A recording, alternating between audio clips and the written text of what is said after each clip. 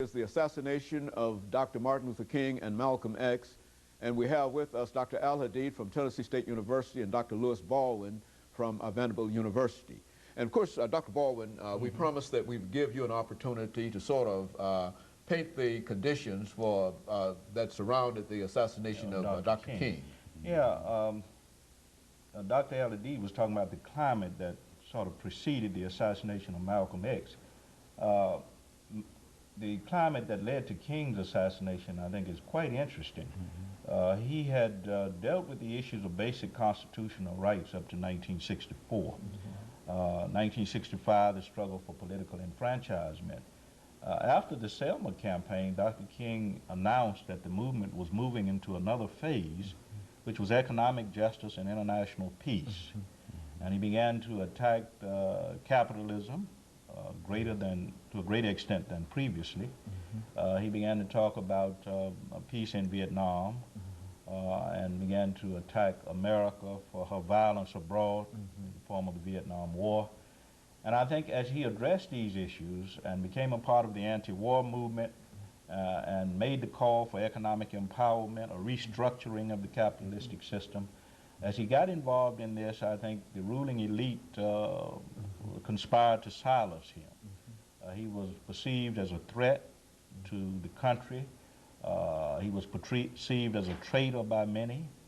And as he called for a restructuring of the economic system, or a redistribution of wealth and resources in the society, many of the liberals who had followed him previously began to back away. Jews began to back away from the movement. And I think that helped create the climate, his call for economic justice and his involvement in the international peace movement. Very good. And of course, Dr. Al-Hadid, with the assassination of Malcolm X, you've indicated not only the climate, but what are some of the events that you believe important that eventually led up to his assassination? I mean, how did that happen? Well, one thing you have to look at is the level of petty jealousy that was taking place inside of the Nation of Islam. And also the fact that two of the Honorable Elijah Muhammad's sons, Wallace Muhammad and Akbar Muhammad, were trying to move the Nation of Islam toward mainstream or Sunni Islam. So in a certain way, and Malcolm was a part of that, so in a certain way you had a revolution within a revolution. You had an organization that was preaching a type of black religious nationalism that was not embraced by mainstream Muslims. Then you had three people inside of the organization was trying to line it up with mainstream Islam. So when Malcolm was sort of suspended from the organization, he knew at that point that he was not going to be admitted back in. So he established his own community. He established the Muslim Mosque Incorporated in March of 1964. Then in April that same year, he made the pilgrimage to Mecca to legitimize his approach to Islam.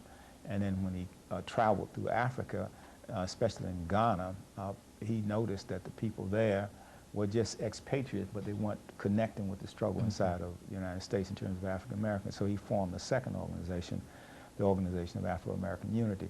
And so like Dr. King, once he started dealing with international issues, once he started critiquing capitalism and moving the struggle more toward class rather than race, that's the point at which he became a threat to the movement.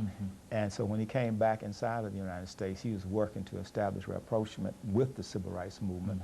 And as he moved more toward mainstream Islam, he became more acceptable to the people in the civil rights movement.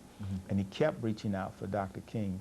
But because of forces of history or circumstances of history, they weren't actually able to form a coalition between the SCLC, Southern Christian Leadership Conference, and the Organization of Afro-American Unity. But they met once in the Capitol in Washington, D.C. when the debates of the Civil Rights Bill was being conducted. And I understand, too, that there were some telephone calls between the two of them. This is reported in Coretta Scott King's book, My Life with Martin Luther King. And so when he went to Selma on the occasion of the Selma to Montgomery March, which had to do with the voting rights, to meet Dr. King, at that time Dr. King was in jail. So unfortunately he was not able to meet him.